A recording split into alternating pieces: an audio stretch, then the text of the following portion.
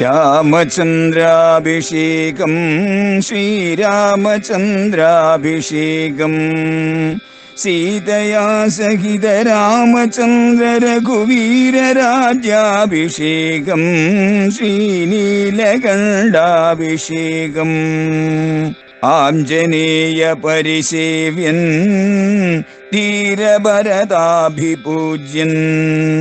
വീരലക്ഷ്മണ കുമാര ശത്രുഘ്ന സോദരാർച്ചിത പദാബ്ജൻ ശ്രീനീലകണ്ഠ ഹൃദയേശൻ രാമചന്ദ്രാഭിഷേകം ശ്രീരാമചന്ദ്രാഭിഷേകം. മുക്താഫലമണി സ്വർണഭാരങ്ങളും ആവോളവും കൊടുത്ത് ആശു പോവാനയച്ച് ആവർമുത പുണർനീടിനാൻ പിന്നെയും രത്നങ്ങളും പട്ടുവസ്ത്രങ്ങളും എല്ലാം വാരിക്കോരി രാക്ഷസന്മാർക്കെല്ലാവർക്കും നൽകി. വിഭീഷണന് കൊടുത്ത അതേ സമയം തന്നെ എല്ലാവർക്കും നൽകിയിട്ട് വീണ്ടും വിഭീഷണനെ ആലിംഗനം ചെയ്ത് അവരെ പറഞ്ഞയച്ചു. ഇങ്ങനെ ആ ശ്രീരാമ പട്ടാഭിഷേകത്തിൽ പങ്കെടുത്ത എല്ലാവർക്കും അനുഗ്രഹം വാരിക്കോരി ചൊരിഞ്ഞാണ് ഭഗവാൻ അവരെ എല്ലാവരെയും അയക്കുന്നത്. രാമന്റെ രാജ്യം, രാമരാജ്യം. ജാനകീദേവിയോടും കൂടി രാഘവൻ ആനന്ദം ഉൾക്കൊണ്ട് രാജഭോഗാന്വിതം അശ്വമേധാദിയാം യാഗങ്ങളും ചെയ്ത് വിശ്വപവിത്രയാം കീർത്തിയും പൊങ്ങിച്ച് നിശേഷ സൗഖ്യം വരുത്തി പ്രജകൾക്ക് വിശ്വമെല്ലാം പരിപാലിച്ചരുളിനാൻ.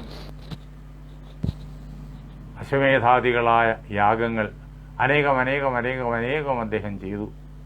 സീതാദേവിയോടൊപ്പം അദ്ദേഹം അയോധ്യയിൽ വാണ് എല്ലാ രാജകീയ വിഭവങ്ങളുടെയും നടുവിലിരുന്ന് അദ്ദേഹം ഈ ലോകത്തിന് മുഴുവൻ ഓരോ നിമിഷവും ആനന്ദത്തെ പ്രദാനം ചെയ്ത് എല്ലാ പ്രകാരത്തിലുമുള്ള ഭൗതിക സമൃദ്ധിയും അധ്യാത്മ സമൃദ്ധിയും എല്ലാം എല്ലാവർക്കും സമ്മാനിച്ച് പരിപൂർണമായ ആനന്ദം എല്ലാവർക്കും വരുത്തി വിശ്വത്തെ മുഴുവൻ അദ്ദേഹം രക്ഷിച്ചു.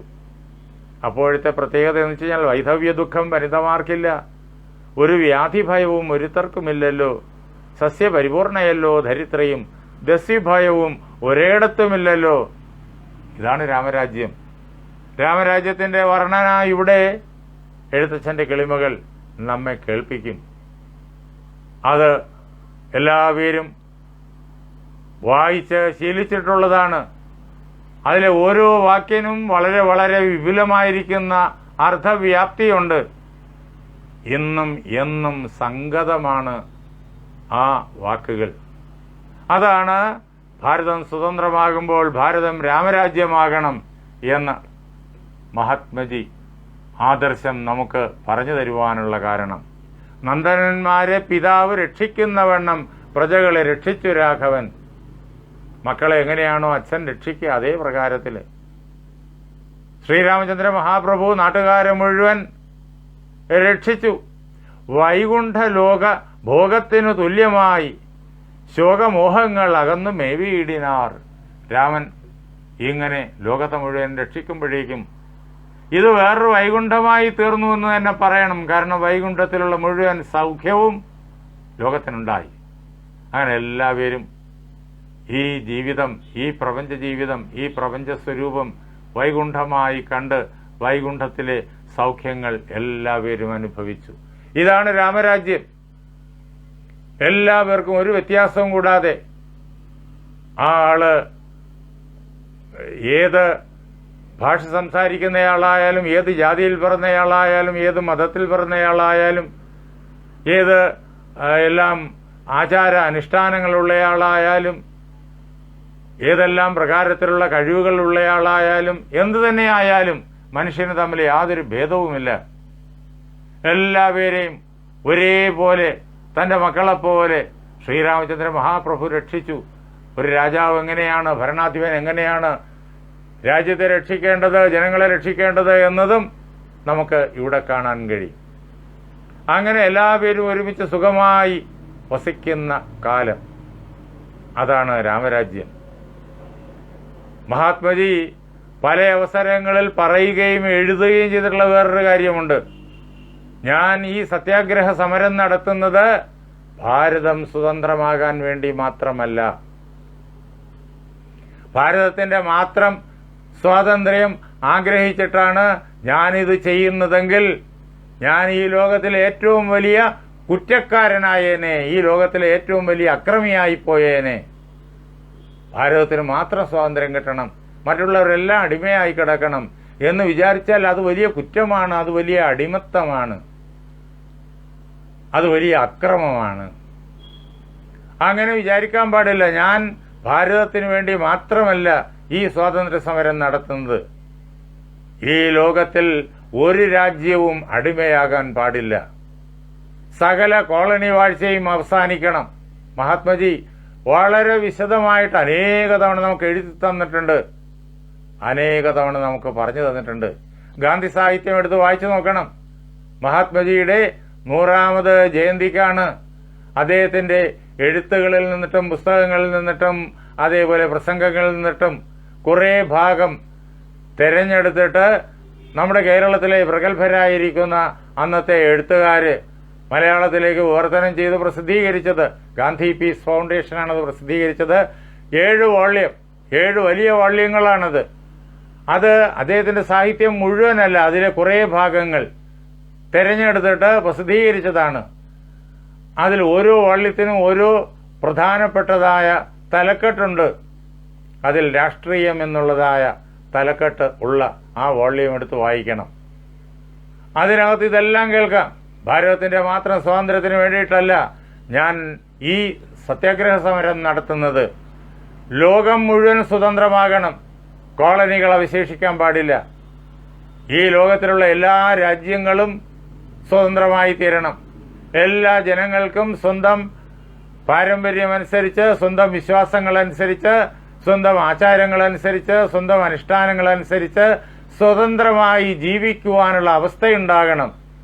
എല്ലാവരും പരസ്പരം സ്നേഹിച്ചും, എല്ലാ രാജ്യങ്ങളിലുള്ളവരും പരസ്പരം സ്നേഹിച്ചും, പരസ്പരം സഹായിച്ചും, പരസ്പരം സഹകരിച്ചും ഒരുമിച്ച് ജീവിക്കുന്ന, തുല്യരായി ജീവിക്കുന്ന അവസ്ഥ, അതിനു വേണ്ടിയിട്ടാണ് ഈ സ്വാതന്ത്ര്യ സമരം. അദ്ദേഹം പറയുന്നുണ്ട്. അത് തന്നെ സംഭവിക്കുകയും ചെയ്തു. 1947 ഭാരതം സ്വതന്ത്രമാകുമ്പോൾ ഇന്നലെ അതിന്റെ വാർഷികം നമ്മൾ ഭക്തിയോടുകൂടി, ശ്രദ്ധയോടുകൂടി, ഉത്സാഹത്തോടുകൂടി ആഘോഷിച്ചു. ഓഗസ്റ്റ് 15. അങ്ങനെ ഭാരതം സ്വതന്ത്രമാകുമ്പോൾ പിന്നെ ഈ ലോകത്തിലുണ്ടായിരുന്ന എല്ലാ കോളനികളും ആലിപ്പഴം വീഴുന്നത് പോലെ പടപടാന്ന് വീഴുകയായിരുന്നു. കോളനി വാഴ്ച അവസാനിച്ചു. ലോകം മുഴുവൻ സ്വതന്ത്രമായി തീർന്നു. അദ്ദേഹത്തിന്റെ സന്ദേശം, മഹാത്മജിയുടെ അഹിംസാത്മകമായ സന്ദേശം, അത് ലോകം മുഴുവൻ ഉൾക്കൊണ്ടു. അതിൻ്റെതായ മാറ്റങ്ങൾ ലോകത്തിൽ മുഴുവനുണ്ടായി. അടിച്ചമർത്തുന്ന ആളുകളിലുമുണ്ടായി, അടിച്ചമർത്തപ്പെട്ട ആളുകളിലുമുണ്ടായി. അങ്ങനെ പുതിയൊരു ലോകവ്യവസ്ഥ, തുല്യതയുടെ ഒരു ലോകവ്യവസ്ഥ സൃഷ്ടിക്കുവാൻ അദ്ദേഹത്തിന്റെ വാക്കുകൾക്ക് സാധിച്ചു. അതിലേക്ക് നാം ഇനിയും വളരെയേറെ മുന്നേറേണ്ടതുണ്ട്. മഹാത്മജി വിഭാവനം ചെയ്ത തുല്യതയുടെ, സ്നേഹത്തിന്റെ, അഹിംസയുടേതായ ലോകവ്യവസ്ഥയിലേക്ക് ഇനിയും നാം മുന്നേറേണ്ടതുണ്ട്. എന്തുകൊണ്ടെന്നാൽ ഇപ്പോഴും ആയുധങ്ങൾ നിർമ്മിച്ച് കലാപങ്ങൾ ഉണ്ടാക്കാൻ നടക്കുന്ന ആളുകൾ ലോകത്തെ വേദനിപ്പിക്കുന്നു. അതൊക്കെ അവസാനിക്കണം. ധർമ്മേണൈവ പ്രജാ സർവേ രക്ഷന്തി സ്മ പരസ്പരം. സത്യയുഗത്തെക്കുറിച്ച് വ്യാസൻ പറയുന്ന വാക്യാണ്. എല്ലാ ആളുകളും ധർമ്മത്തെ ആശ്രയിച്ചുകൊണ്ട്, പരസ്പര സ്നേഹത്തെ ആശ്രയിച്ചുകൊണ്ട്, പരസ്പരമുള്ള നന്മയെ ആശ്രയിച്ചുകൊണ്ട് പരസ്പരം രക്ഷിക്കുന്നു. രക്ഷന്തി സ്മ പരസ്പരം, പരസ്പരം രക്ഷിക്കുന്നതായ അവസ്ഥ. അതാണ് രാമരാജ്യം. അതിലേക്കുള്ള ആദ്യ പടവ് ഭാരതത്തിന്റെ സ്വാതന്ത്ര്യമായിരുന്നു. ലോകം മുഴുവൻ സ്വതന്ത്രമായി. ഇനി ആ പൂർണ്ണമായ അഹിംസയിലേക്ക് എത്തിച്ചേരാൻ മഹാത്മജി കാണിച്ചു തന്ന ഈ രാമരാജ്യ പന്ഥാവിലൂടെ നാം വളരെയേറെ മുന്നേറേണ്ടതുണ്ട്. അതിന് ഈ ആദർശം ലോകത്തിന് നാം പഠിപ്പിച്ചു കൊടുക്കണം, ലോകത്തിന് കാണിച്ചു കൊടുക്കണം. അതിനു വേണ്ടിയിട്ട് നാം ആദ്യം ഇത് ഉൾക്കൊള്ളണം. എങ്കിൽ മാത്രമേ അത് സത്യമായി തീരൂ. അതാണ് രാമായണത്തിന്റെ മഹനീയമായ സന്ദേശം. അത് രാമായണ മഹാത്മ്യം എന്നുള്ള ഭാഗത്ത് നമുക്ക് കേൾക്കാം. അധ്യാത്മ രാമായണമിതം എത്രയും അത്യുത്തമോത്തമം മൃത്യുഞ്ജയ പ്രോക്തം. മരണത്തെ അതിലംഘിച്ച, മൃത്യുഞ്ജയൻ മഹാദേവനാണ് ഈ അധ്യാത്മരാമായണത്തെ പാർവതീദേവിക്ക് പറഞ്ഞു കൊടുത്തത്. അങ്ങനെയുള്ളതായി ഈ അധ്യാത്മരാമായണം മരണത്തെ അതിലംഘിക്കുവാനുള്ള മഹാമന്ത്രമായി ഈ ലോകത്തിന് മുഴുവൻ കൈവന്നിരിക്കുന്നു. അതിന് നാം അധ്യയനം ചെയ്യണം. അധ്യയനം ചെയ്യൽ മർത്യൻ ഈ ജന്മന മുക്തി സിദ്ധിക്കും, അതിനില്ല സംശയം. നാം അധ്യയനം ചെയ്യുകയാണെങ്കിൽ മനുഷ്യന് ഈ ജന്മം കൊണ്ട് തന്നെ മുക്തി ഉണ്ടാകും, അതിന് യാതൊരു സംശയവുമില്ല എന്ന് എഴുത്തച്ഛൻ്റെ കിളിമകൾ പാടുന്നത് നാം കേൾക്കും. അധ്യാത്മരാമായണം പരമേശ്വരൻ ആദ്രിസുതയ്ക്ക് ഉപദേശിച്ചതാതരാൽ നിത്യവും ശുദ്ധബുദ്ധ്യ ഗുരുഭക്തി പൂണ്ട് അധ്യയനം ചെയ്യലും മുതാ കേൾക്കലും സിദ്ധിക്കും എല്ലാം അഭീഷ്ടമെന്നിങ്ങനെ ബദ്ധമോദം പരമാർത്ഥമിതൊക്കവേ ഭക്ത്യ പറഞ്ഞടങ്ങി കിളിപ്പൈതലും ചിത്തം തെളിഞ്ഞു കേട്ടു മഹാലോകരും. ഇത്യധ്യാത്മരാമായണേ ഉമാമഹേശ്വര സംവാദേ യുദ്ധകാണ്ഡം സമാപ്തം. അധ്യാത്മരാമായണം നിരന്തരം തുടരുന്നു. രാമായണം നിരന്തരം തുടരുന്നു. രാമായണം ഒരിക്കലും അവസാനിക്കുന്നില്ല. എല്ലാ മനുഷ്യരുടെയും എല്ലാ ജീവരാശിയുടെയും ഹൃദയത്തിൽ ജീവനില്ലാത്ത പദാർത്ഥങ്ങളുടെയും ആന്തരംഗത്തിനുള്ളിൽ രാമായണം നിരന്തരം ഇങ്ങനെ പ്രവർത്തിച്ചുകൊണ്ടേയിരിക്കുന്നു. രാമായണം തുടർന്നുകൊണ്ടേയിരിക്കുന്നു. അതുകൊണ്ടാണ് നാം വീണ്ടും വീണ്ടും രാമായണം വായിക്കുന്നത്. നമ്മുടെ ഓരോ ശ്വാസവും രാമായണമായി തീരണം. നമ്മുടെ ഓരോ ചിന്തയും രാമായണമായി തീരണം. നമ്മുടെ ഓരോ പ്രവൃത്തിയും രാമായണമായി തീരണം. അങ്ങനെ രാമായണം നിരന്തരം ഇങ്ങനെ പ്രവഹിച്ചുകൊണ്ടേയിരിക്കും. വാൽമീകിയോട് രാമായണം എഴുതാൻ പറഞ്ഞ ബ്രഹ്മാവ് വാൽമീകിയോട് പറഞ്ഞ കാര്യം നാം ഓർക്കണം. യാവത് സ്ഥാസ്യന്തികിരയ സരിതശ്ച മഹീതലേ താവത് രാമായണ കഥ ലോകേഷു പ്രചരിഷ്യതി. എത്ര കാലം ഈ പ്രപഞ്ചത്തിൽ പർവ്വതങ്ങൾ ഉണ്ടാകുമോ, മഹാപർവ്വതങ്ങൾ ഉണ്ടാകുമോ, അതേപോലെ തന്നെ എത്ര കാലം ഈ ലോകത്തിൽ വലിയ നദികൾ പ്രവഹിച്ചുകൊണ്ടിരിക്കുമോ, എത്ര കാലം ഈ ലോകത്തിൽ മഹാസമുദ്രങ്ങൾ ഉണ്ടാകുമോ, അത്രയും കാലം ഈ രാമായണ കഥ അല്ലയോ വാൽമീകി അങ്ങ് എഴുതുന്നതായ, അങ്ങ് ആവിഷ്കരിക്കുന്നതായ ഈ രാമായണ കഥ ലോകം മുഴുവൻ പ്രചരിച്ചുകൊണ്ടേയിരിക്കും. 13 ലക്ഷം വർഷങ്ങൾക്ക് മുമ്പ് ബ്രഹ്മാവ് വാൽമീകിയോട് പറഞ്ഞതായ വാക്യം. രാമായണം ഇന്നും പ്രചരിച്ചുകൊണ്ടേയിരിക്കുന്നു, പ്രവഹിച്ചുകൊണ്ടേയിരിക്കുന്നു. രാമായണം ഒരിക്കലും നിലയ്ക്കുന്നില്ല. രാമായണം വീണ്ടും വീണ്ടും വീണ്ടും ഇങ്ങനെ ആവർത്തിച്ച് സംഭവിച്ചുകൊണ്ടേയിരിക്കുന്നു. അതാണ് ഓം ഹരിശ്രീ ഗണപതയേ നമ അവിഘ്നമസ്തു. ശ്രീരാമ രാമ രാമ ശ്രീരാമചന്ദ്രാജയ. ശ്രീരാമ രാമ രാമ ശ്രീരാമ ഭദ്രാജയ. ശ്രീരാമ രാമ രാമ സീതാഭിരാമ രാമ ശ്രീരാമ രാമ രാമ ലോകാഭിരാമ ജയ. നിരന്തരം തുടരുന്ന, ഒരിക്കലും അവസാനിക്കാത്തതായ ഈ രാമായണത്തെ എല്ലാ ദിവസവും നമുക്ക് വായിക്കാം, എല്ലാ ദിവസവും നമുക്ക് ഉൾക്കൊള്ളാം. ഓരോ ദിവസവും ഇതിനു വേണ്ടിയിട്ട് നാം നമ്മുടെ തിരക്കുകൾക്കിടയ്ക്ക് സമയം കണ്ടെത്തണം. ഏറ്റവും കുറഞ്ഞത് 5 മിനിറ്റെങ്കിലും നാം വായിക്കണം. അത് 5 മണിക്കൂറും അതേപോലെ തന്നെ ദിവസം മുഴുവനും വായിക്കഴിഞ്ഞാൽ വളരെ ഭാഗ്യം നമുക്ക് കൈവരും. അങ്ങനെ ദിവസവും രാമായണം വായിക്കുക എന്നുള്ളത് നമ്മുടെ സ്വഭാവമായി മാറണം. ആ സ്വഭാവമുള്ള ആയിരക്കണക്കിന് ആളുകൾ നമ്മുടെ നാട്ടിലുണ്ട്. വളരെയേറെ ആളുകളെ എനിക്കറിയാം. പഴയ തലമുറയിൽ എല്ലാവരും അങ്ങനെയായിരുന്നു. നാം എല്ലാവരും ആ സ്വഭാവക്കാരായി എന്നും രാമായണം വായിക്കുന്നവരായി മാറണം. അതിനു വേണ്ടിയിട്ടാണ് ഈ രാമായണ മാസാചരണം. നമുക്ക് വീണ്ടും രാമായണം വായിക്കാം. ശ്രീരാമചന്ദ്ര മഹാപ്രഭുവിനെ നമ്മുടെ ഹൃദയത്തിൽ പ്രതിഷ്ഠിക്കാം. നമ്മുടെ ഈ രാമായണ ജ്ഞാനയജ്ഞം 30 ദിവസം, ഓരോ ദിവസത്തെ യജ്ഞം 30 ദിവസം ഇതേപോലെ ഫേസ്ബുക്കിൽ കിടക്കും.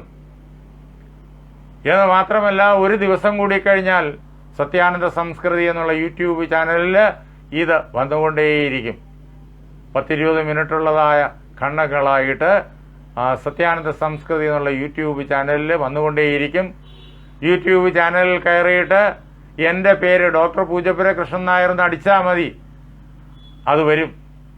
കഴിഞ്ഞ 4-5 വർഷമായിട്ട് ഇതേപോലുള്ളതായ മഹാഗ്രന്ഥങ്ങളെ ആസ്പദമാക്കിയുള്ള ക്ലാസുകൾ ഒരു ദിവസവും മുടങ്ങാതെ അതിനകത്ത് ഇട്ടിട്ടുണ്ട്. മഹാഭാരതമുണ്ട്, ഭാഗവതമുണ്ട്, ഇങ്ങനെ അനേകം ഗ്രന്ഥങ്ങൾ, അനേകം ശാസ്ത്രങ്ങൾ അതിനകത്തുണ്ട്. അധ്യാത്മരാമായണം മറ്റന്നാൾ മുതൽ അതിൽ ആരംഭിക്കും. അത് വായിക്കാം, അത് നമുക്ക് ഉൾക്കൊള്ളാം, അത് കേൾക്കാം. എല്ലാവരും സത്യാനന്ദ സംസ്കൃതി എന്നുള്ള യൂട്യൂബ് ചാനലിലേക്ക് വരണം. 30 ദിവസം ഇതിനകത്ത് ഫേസ്ബുക്കിൽ കിടക്കും. നാളെ മുതൽ തന്നെ എല്ലാവരും സത്യാനന്ദ സംസ്കൃതി എന്നുള്ള യൂട്യൂബ് ചാനലിൽ വരണം. അത് സബ്സ്ക്രൈബ് ചെയ്യണം. എല്ലാവരും ഇക്കാര്യം അറിയിക്കുകയും വേണം. അനേകം നമ്മുടെ മഹാഗ്രന്ഥ വിഷയങ്ങൾ അതിനകത്തുണ്ട്. നിങ്ങൾക്ക് എല്ലാവർക്കും താല്പര്യമുള്ളവ അവയെല്ലാം കേൾക്കണം, പഠിക്കണം, എന്നിട്ട് അതെല്ലാം പ്രചരിപ്പിക്കണം. അതിനു വേണ്ടിയിട്ട് പ്രാർത്ഥിച്ചുകൊണ്ട് എൻ്റെ വാക്കുകളാകുന്ന പൂജാപുഷ്പങ്ങൾ പാർവതീ പരമേശ്വരന്മാരുടെ പാദങ്ങളിൽ, ശ്രീരാമസീത ആഞ്ജനേയന്മാരുടെ പാദങ്ങളിൽ, എൻ്റെ ഗുരുനാഥനായ ജഗദ്ഗുരു സ്വാമി സത്യാനന്ദ സരസ്വതി തൃപ്പാദങ്ങളിൽ, എൻ്റെ പരമഗുരുവായ ബ്രഹ്മശ്രീ നീലകണ്ഠ ഗുരുപാദരുടെ പാദപങ്കജങ്ങളിൽ, നിങ്ങൾ ഓരോരുത്തരുടെയും ഗുരുവിൻ്റെ പാദപത്മങ്ങളിൽ ആ ധന്യമായ സങ്കല്പം കൊണ്ട് പവിത്രമായിരിക്കുന്ന നിങ്ങളുടെ ഹൃദയങ്ങളിൽ പൂജാപുഷ്പങ്ങളെന്നോണം സമർപ്പിച്ചുകൊള്ളുന്നു. ജയ് സീതാറാം.